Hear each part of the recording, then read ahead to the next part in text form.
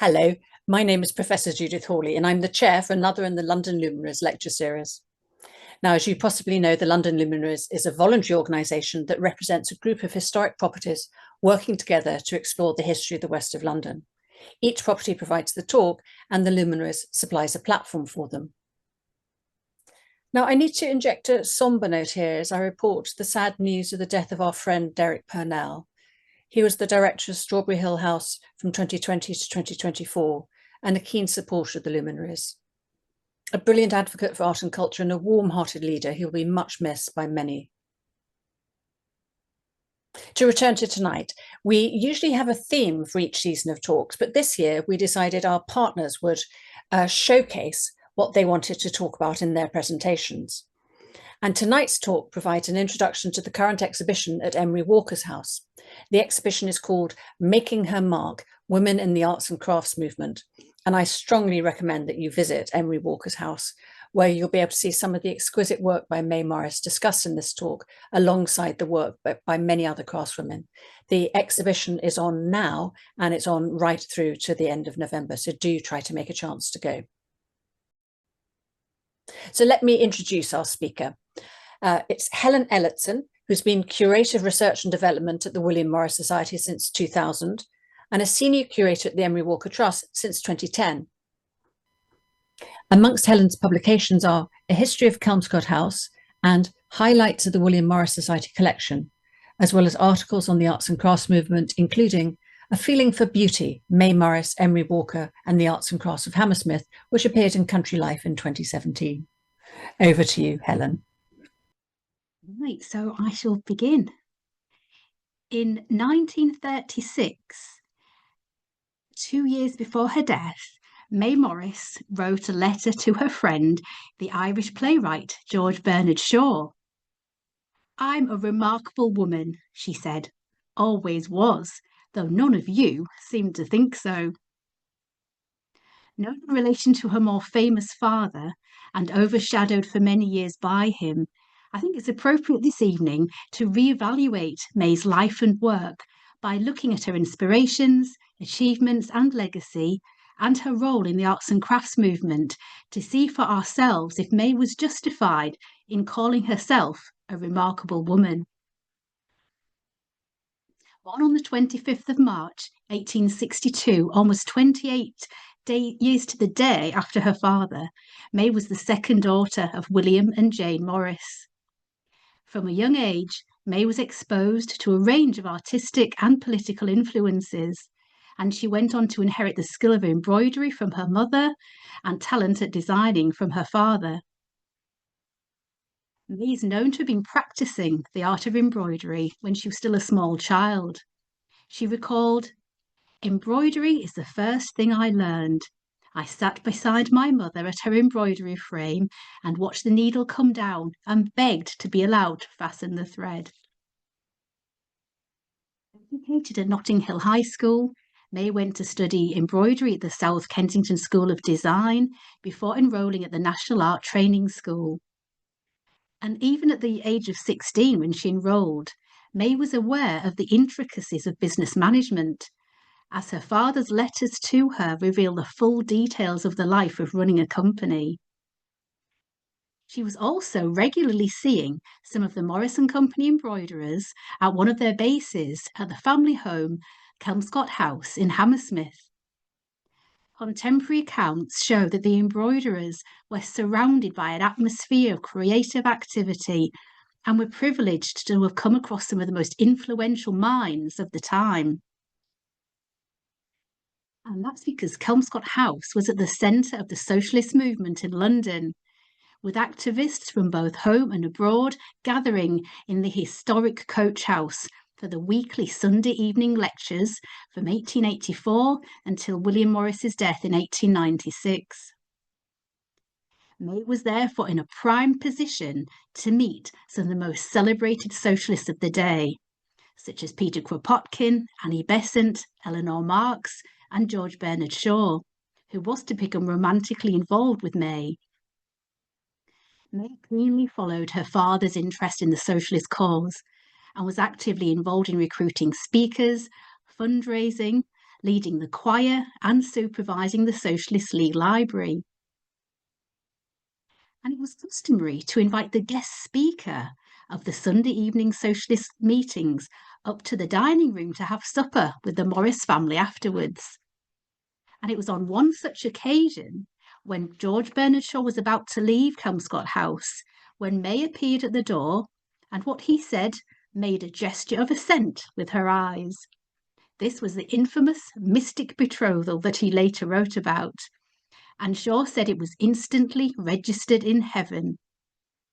However, when the romance ended, May became engaged to another young socialist who we see here, Henry Halliday Sparling, just next to her, although I can't help thinking she's gazing romantically at Shaw, who returns her gaze. And Sparling became secretary of the Socialist League. However, this was not the end of the mystic betrothal, as we shall discover shortly. But just before we move on, I'd like to point out that as well as the various crafts we're going to cover this evening that May was multi-talented at, she was also adept at writing. She wrote 2 short plays, as well as acting in amateur performances, and this lovely image here is of a Socialist League rehearsal at Kelmscott House. And she also played the piano and she played the guitar, which you might just be able to see the edge of on the left-hand side there. So just going back to the embroiderers, they were based in the beautiful dining room at Kelmscott House, surrounded by Morris's eclectic range of furnishings as well as Morris and Company items. And these wonderful surroundings must have helped foster the artistic feeling that the embroiderers enjoyed here. William's confidence in his youngest daughter is clear when, in 1885, at the age of just 23 years old, May took over the management of the embroidery department of Morris & Co. The department moved from the Morris family home, but remained in Hammersmith, moving to number 8 Hammersmith Terrace, just a 10-minute walk away from Kelmscott House. And the move to Hammersmith Terrace came upon May's marriage in 1890 to Henry Sparling. And one of the wedding gifts from the Hammersmith branch of the Socialist League was this delightful bookplate with May's face in the rose, and it was designed by Walter Crane with a charming sentiment from the branch to its flower. All seemed well to start with in the young couple's marriage. However, Shaw's home was being redecorated, and he said he needed to escape the smell of paint. And so the young couple invited him to stay with them at 8 Hammersmith Terrace for a few nights. Shaw said, "Everything went well for a time in that ménage à trois. She was glad to have me in the house, and he was glad to have me because I kept her in a good humour and produced a cuisine that no mere husband could elicit. It was probably the happiest passage in our 3 lives." However, a few days stretched into a few months, and Shaw later claimed that the mystic betrothal had reasserted itself, making him the centre of the household. And of course, this proved disastrous for May and her husband. When Shaw eventually left, he believed that the marriage became irretrievable when they no longer had him between them. And sadly, May and Henry separated after just a few short years, and were divorced in 1899, with May reverting to her maiden name. But despite her short-lived marriage, May was to live at her riverside home until 1924, next door to her close friends, the Walkers. The embroidery department was set up in May's own drawing room, and several of the girls were recruited from local schools, but the most experienced of May's assistants was Lily Yates, the sister of W.B. Yeats, who worked for May for 6 years. Accounts show May to be a generous employer, concerned with her staff's welfare, and wages were higher than average, as was the case with the other departments at Morris and Company. The embroiderers worked from designs onto a tracing paper, which was then pricked through, as we can see here, with a needle, a technique called pouncing. And then, depending on the colour of the fabric, If it was a pale fabric, graphite was used to transfer the design, or a dark fabric, then chalk was used. And under May's supervision, the importance of the firm's embroideries increased, and many new designs were now produced by May herself.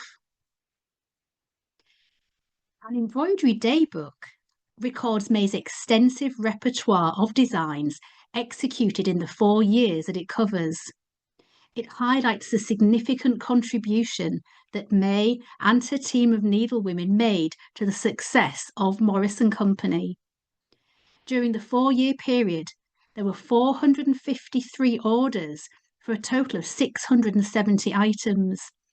And it's been calculated that over £1,000 was invoiced for the daybook products, the equivalent of around £155,000 today. Customers could select from a range of embroidery designs in an illustrated catalogue, and they could be bought in 3 stages of completion: as a finished article completed by one of the Morris and Company embroiderers, or as a partially stitched piece with one corner begun as a guide to finish at home, or with just the design transferred onto the fabric for the more proficient embroiderer to stitch completely themselves. Bespoke works were also offered, and we briefly have a look at these examples. Flower Pot is one of William Morris's best-known embroidery designs and one of the earliest embroidered by May herself. So here we have 2 examples of that, and here we can see the William Morris Society's design, the original working drawing for Flower Pot, in a different colour scheme. But if you just compare, you can see how closely they resemble the actual design there. Westwood Hoe was named after the Devon village where the Morris's close friend Cornwell Price was headmaster. Stylised poppies are enclosed by these gorgeous swirling acanthus leaves. And then here we have the finished embroidery in darning and satin stitch, encased within a checkered border. It's a beautiful collaboration between mother and daughter, showcasing Jane's outstanding ability of translating May's design. It remained within the Morris family, and it still retains its exhibition label on the bottom left there, which states "Not for sale." Another collaboration between May and Jane, mother and daughter, is the exceptional Homestead and the Forest, designed for a child's cot. Embroidered with silk thread on a silk ground, this charming quilt contains numerous animals, both domestic and exotic, as well as a stylised representation of Kelmscott Manor in the centre, surrounded by a circular River Thames. And it's all set within a wonderful landscape of gardens and orchards. It's perhaps no coincidence that this extraordinary piece was created a year before May's marriage to Henry Sparling, as it may have been intended for a child of her own. And although the Sparlings didn't have children, the quilt clearly meant a great deal to May, as it remained in her possession until her death, and it's now on display at Kelmscott Manor, her family home. The daybook records a number of cot quilts, and here we have the Society's design tracing for another, which also incorporates stylised birds and animals. And I think one of my favourite features is that charming squirrel on the left-hand side, eating its little nut there on the bottom left. Teachings, May advised the embroiderer to go to nature and study the flowers and animals found there. Her love of traditional countryside hedgerows is clear in her beautifully observed sketches. And even the smaller sized examples of May's embroideries, such as Bunch of Grapes, display her stitching skill, fine colour sense and creative originality. Each of her embroideries is individually designed and crafted, and like many of the Society's examples, it has a background surface that's also entirely stitched. Tudor Rose is a stunning design which clearly shows May's great love of symmetry. Here we can see the design on the left that's a quartered and gridded ground, which enabled May to square up the design. Orange Tree is a beautifully preserved example of May's delicately balanced design and bold colouring. And in 2012, Orange Tree was selected by Royal Mail to be made into a first-class stamp in order to highlight May's achievements in their Britons of Distinction range. It's conveniently square-shaped as well. I remember when they came to choose it, they particularly wanted a design by May to have a female represented in their range, and I was so delighted that they chose this one. They said that Orange Tree really highlighted May's importance in the revival of English embroidery. And I think it started to show that the tide was now turning in May's favour at last.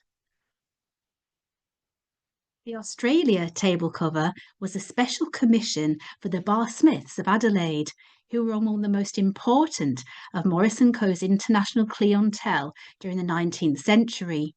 In fact, 3 generations of the family furnished at least 7 houses in and around Adelaide. And they include the Delicate Lily of the Valley series. Another popular design that they also commissioned was Rosebush. The partially stitched example on the left with the coloured silks on cotton was worked in stem and darning stitch as a guide by the expert Morris & Company embroiderer for the client to complete at home. And the specially dyed thread, all with natural dyes, was included, almost like you can get a cross-stitch or a needlework kit today. And the Emery Walker Trust beautiful poppy silk cushion was stitched by Dorothy, Emery Walker's daughter, from a design by her close friend May. And although these smaller domestic items were really popular, especially when sold as kits, May is particularly known for her designs for large embroidered panels, for screens and hangings, such as the stunning fruit garden. The daybook records that 5 versions of fruit garden hangings were made in 1892 alone, taking 14.5 weeks of work and costing £95 when completed. The high price reflected the complexities of the design, with its rose blossoms, various fruit trees, and intertwined acanthus leaves. In comparison, a client wanting to embroider this at home from a kit would be charged just £9. The rich and textured effect of this spectacular piece is not only down to the number of stitches used, stem, darning, satin, herringbone and buttonhole with couching, but also down to the rich background as the silks are stitched onto the Morris & Company oak silk damask. And I think it's easy to see that lovely damask in the next slide. And we can really see May's love of stitching onto that in this glorious vine embroidery. Widely considered to be May's masterpiece, and among her best-known embroideries are the hangings and pelmet she created for her father's bed at Kelmscott Manor in 1891. Worked in crewel wool on linen in stem, long and short, chain stitch and French knots, these hangings were a considerable undertaking, and May employed some of her Morris & Company embroiderers from Hammersmith to assist, including Lily Yates, who worked on one of these hangings for 11 weeks. The stunning work of art incorporates fruit trees, 10 songbirds, a rabbit crouching in the meadow, and a wonderful array of flowers, all set amongst a backdrop of a trellis, which has clear similarities with Morris's trellis of 1864, one of his very first wallpapers, inspired by the rose trellises in his previous house in the garden at Red House, his first married home in Kent, designed by Philip Webb. May actually had this trellis design, wallpaper on her bedroom in her nursery, but said she found it a little bit scary with the pointy beaks and the red eyes of the birds. The helmet incorporates her father's poem, which he wrote especially for his 17th century oak four-poster bed. Embroidered in Gothic script amongst foliage and flowers, it highlights May's skill at calligraphy and her fondness for using inscriptions in her embroideries. And they're still shown together at May's family home, Kelmscott Manor in Oxfordshire. Much of Morris and Company's success in this period must be attributed to May's designing, embroidering, and supervising the department at Hammersmith Terrace. May firmly believed that embroidery, particularly from the medieval age, was equally as important as other works of art. By now, May was established as an expert needleworker and authority, and in 1893 she published Decorative Needlework, written as a beginner's guide to embroidery. May also designed the cover featuring these lovely repeating floral sprays. But May's influence was spreading far beyond the embroideries that she produced for Morris and Company. And in 1907, she founded the Women's Guild of Arts. Here we can see an annual report from later on in the life of the guild. It was formed in reaction to the lack of organisations specifically for female artists and craftspeople. It was to be based on the lines and of similar scope to the then exclusively male Art Workers Guild. The first president was Mary Seton Watts, wife of the painter G.F. Watts, and many notable female artists were members of the guild, including the sculptor Evelyn de Morgan, the jeweller Georgie Gaskin, and the stained glass painter Mary Lowndes. Impressively, almost every craft was represented by the women of the guild, who numbered over 100 throughout its existence. May wrote of the guild's aims.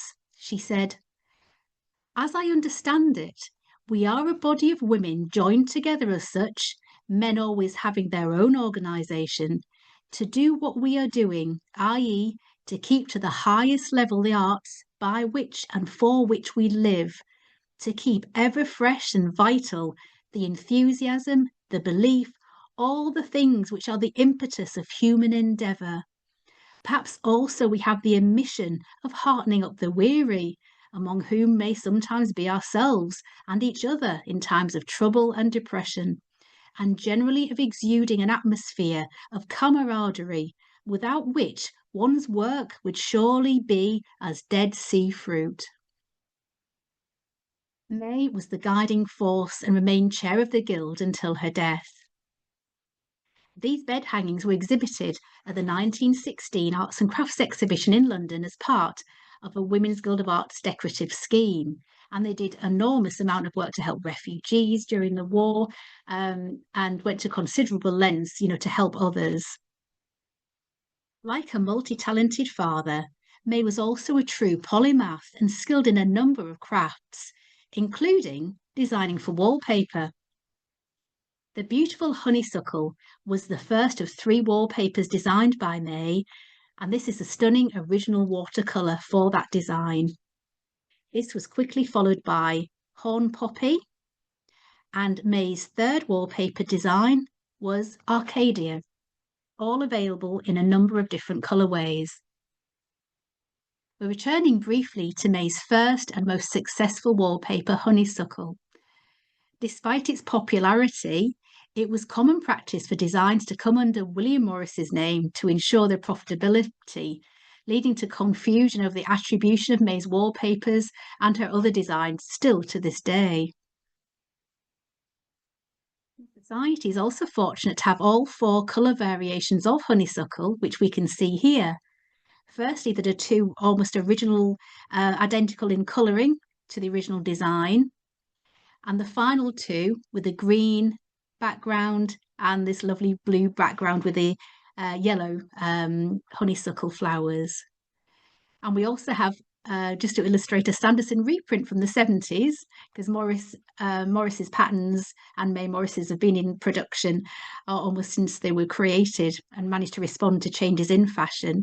But this illustrates the brighter colouring that was then fashionable at the time, and now it's gone back to the original colourway. Morris and Company's wallpapers raised the status of English wallpapers to the highest standards, becoming internationally respected, and May's delightful pattern continues to be enduringly popular. And those eagle-eyed viewers might be able to see, I'm wearing the May Morris honeysuckle blouse this evening in commemoration of May. The honeysuckle was actually a favourite flower of May's, and she also used it in her embroideries, such as the fire screen, two different versions of these fire screens. But May also applied her talents to spinning, weaving and tapestry.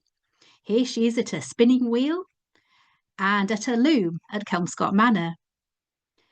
But May was aware of the declining reputation of embroidery, which by the 19th century had come to be regarded as a minor art. A lot of middle-class women of the time undertook Berlin wool work, a more crude style of stitching with a coarser, brightly coloured yarn on a stiff canvas, often in cross-stitch, requiring not so much skill or creativity as May wanted, but the patterns were immensely popular and were produced in their thousands. Whereas May greatly admired the highly original and richly decorative opus Anglicanum, meaning English work, which had flourished in the medieval English church. May's appeal to the embroiderer to look to the Middle Ages for inspiration is emphasised in her beautiful Minstrel with Symbols, a rare figurative piece by May. The use of gold thread was inspired by medieval embroideries, and here we have silks, gold and metal thread on linen, worked in long and short and split stitch. This stunning figurative panel was adapted from a stained glass design of her father's that we see on the right, and clearly demonstrates May's inspiration. She wrote, "It is here, to the Middle Ages, the student must go for example and inspiration towards serious work." The bishop's gloves, embroidered by May, are a further example of her love of the medieval era, and were known to have been exhibited at least 3 times in her lifetime. She also used the gloves in her lectures to encourage the study of historic needlework by demonstrating what can be achieved with expertise and proficiency, particularly admiring medieval embroidery for the technical skill and outstanding design. As we can see here, in the image she used to illustrate her lectures of the famous Claire Chasuble, which she had studied at the South Kensington Museum, now the V&A. Opus Anglicanum was praised throughout Europe, and May's extensive knowledge led her to publish and lecture extensively on the subject, culminating in her US lecture tour of 1909-10. May lectured on medieval embroidery, but also on jewellery. May had taken up jewellery designing and making in the late 1890s, exhibiting at arts and crafts exhibitions between 1899 to 1916. May admired historic jewellery like that of ancient Greece, which she considered intimate and tender, qualities found in her own subtle pieces, as we can see here in the Society's brooch. May preferred simple materials such as beads, glass and coral, or the semi-precious stones that we have here with garnets and a central water opal. This was in direct opposition to the contemporary fashion for excessive ornamentation in mass-produced jewellery, which May regarded as most intolerable. May's own launch into jewellery making is likely to have been inspired by her friendship with fellow Women's Guild of Arts member Georgie Gaskin. Photographs of May often portray her wearing examples of jewellery such as pendants, brooches, beads, bracelets, rings and hair ornaments. May designed and made examples of all of these items, in addition to waist buckles and girdles, sleeve clasps and pins. And although little is known of May's workshop, we know that May both designed and made her own jewellery, attesting to the principles of the arts and crafts movement, reinforces May's strong belief that designer and maker should be one and the same. As can be seen from the brochure advertising May's lecture tour, as well as jewellery, her other subjects included Edward the Black Prince, seen alongside the image she used to illustrate her lecture on the left here, And another of May's favourite sources of inspiration was the Pienza cope, an outstanding example of medieval embroidery. Its elaborate use of precious gold thread, pearls, and gems, together with its size, the semicircle being at 11.5 feet wide, make it amongst the finest of Opus Anglicanum and a true medieval masterpiece. May undertook serious study of medieval needlework, and another church vestment, the Jessie cope, illustrated the frontispiece to her book, Decorative Needlework. It's full of the life and originality that May so admired in historic needlework. May's US lecture tour was a great success and cemented her reputation as a respected authority on medieval embroidery and confirmed her status as a leading designer of the arts and crafts movement. This bust of May by the American sculptor Joe Davidson was created during her tour of North America and is believed to have been commissioned by the American lawyer John Quinn, with whom May had a romance with and became infatuated with, but sadly her feelings were not reciprocated after she returned to England and the romance faltered, but May persevered for several years. May then took on the ambitious task of editing her father's writings, a huge undertaking which resulted in the 24-volume collected works of William Morris, published between 1910 and 15. This image by her friend and fellow Women's Guild of Arts founder member Mary Annie Sloan depicts May at work on correcting the proofs of her father's collected works. May's spinning wheel can be seen in the background there. Shortly before she died, May wrote the insightful 2-volume William Morris, Artist, Writer, Socialist. These writings, along with her lectures on him, went a considerable way in preserving her father's legacy, but possibly to the detriment of her own.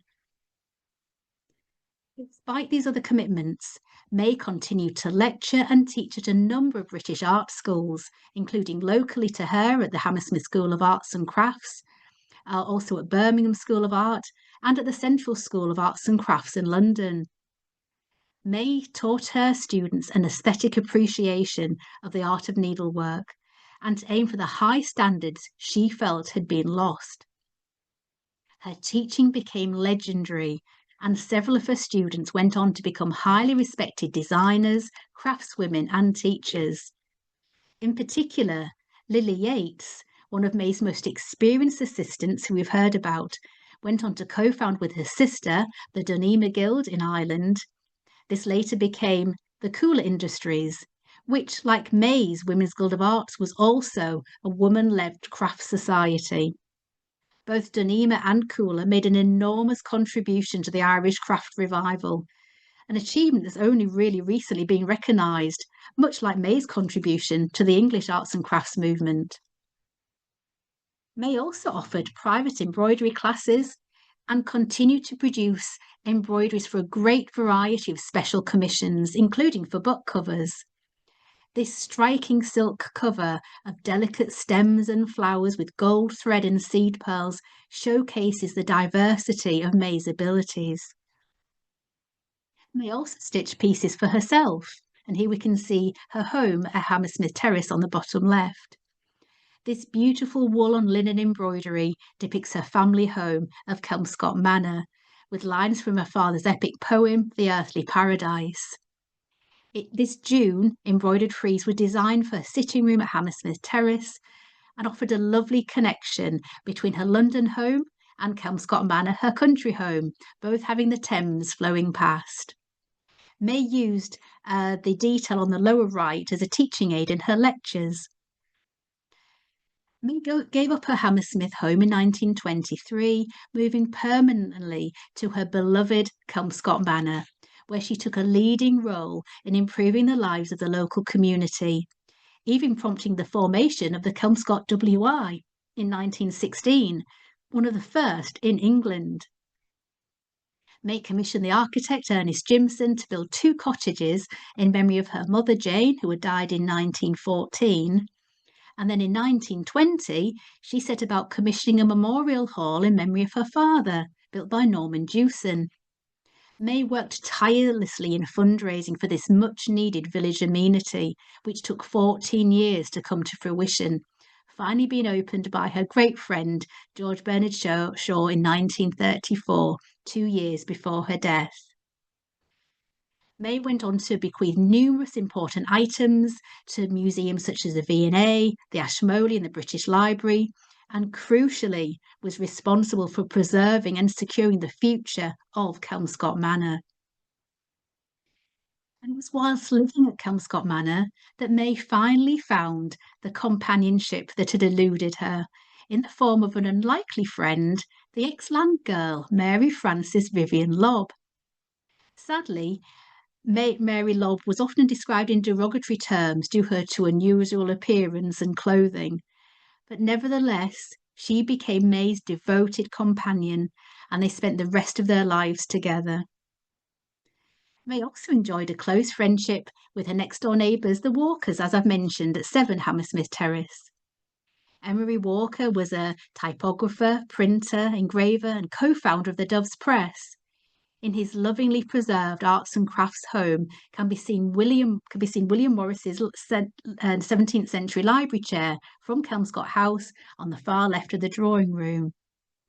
It was given by Jane Morris to Emery Walker after her husband's death, and it really encapsulates the close friendship between May and the Walkers, with its dedication on the bottom right there, MM to EW, May Morris to Emery Walker, on the cushion which May created especially for her late father's chair. And continuing the theme of May's closeness to the Walkers, two fascinating and different examples of May's exceptional design skills are demonstrated in these complementary bed covers, one displayed on the left at William Morris's bed at Kelmscott Manor, and the other on the right on the bed at Emery Walker's house. The floral designs were inspired by the flowers found in the gardens and fields surrounding the manor, and alternately contained within a knotwork structure. May created this cover for Mary Grace, Emery Walker's wife, at the end of her life when she was bedridden. They have a variety of stitches, including split stitch, chain and satin, French knots, and the flowers use long and short stitch. Jane Morris, May's mother, embroidered this charming miniature version of Kelmscott Manor on the cover. The Kelmscott Manor example was exhibited at the V&A and the 1934 William Morris Centenary exhibition, as can be seen here on May's own copy of the exhibition postcard. This cover also inspired Lily Yates to create her own version, but this is a more Celtic-inspired example, spreading May's unique vision to Ireland. May's magnificent embroidery sums up her belief that design is the very soul and essence of beautiful embroidery. And although May's active participation in Morris & Company ceased in the early 20th century, she continued to create stunning embroideries like this, acted as a consultant, and was still taking on commissions up until the last few months of her life. May died on the 17th of October 1938, almost exactly 42 years after her father, and is buried at the family grave in Kelmscott in Oxfordshire. A month after her death, May's devoted companion Mary Lobb wrote, "You see, William Morris could design embroideries, but he could not embroider. Mrs. Morris could embroider, but couldn't design. Miss Morris could and did both design as well as William Morris and embroider as well as anyone, and her colour arrangements were unapproachable and original. To design, make and colour work which will hold its own and quite often far outstrip others is what so few grasp and appreciate." I'm sure that Miss Lobb would be delighted to know that May's great contribution to the decorative arts is now starting to be more widely appreciated, and she's finally moving out of the shadow of her father. May wrote that embroidery should be fit to gladden the eyes of all who believe that everything beautiful that is made serves its purpose in enriching the treasury of the world. And I hope you'll agree that May achieved her purpose of creating beautiful embroideries that did enrich the world, because this had been an issue that had seriously troubled May. She had warned that the crafts and embroidery, and she says, which one must insist are an essential part of the industrial life of England, are dead or fast dying. They are passing rapidly in a single generation. May succeeded in not only retaining these almost lost crafts, but she elevated embroidery to an art form and was the driving force of her generation to do so. May influenced a whole generation, and her considerable talents and accomplishments continue to inspire. So to conclude, I'd just like to briefly return to the embroidered bed cover at Emery Walker's house, which has such poignant associations.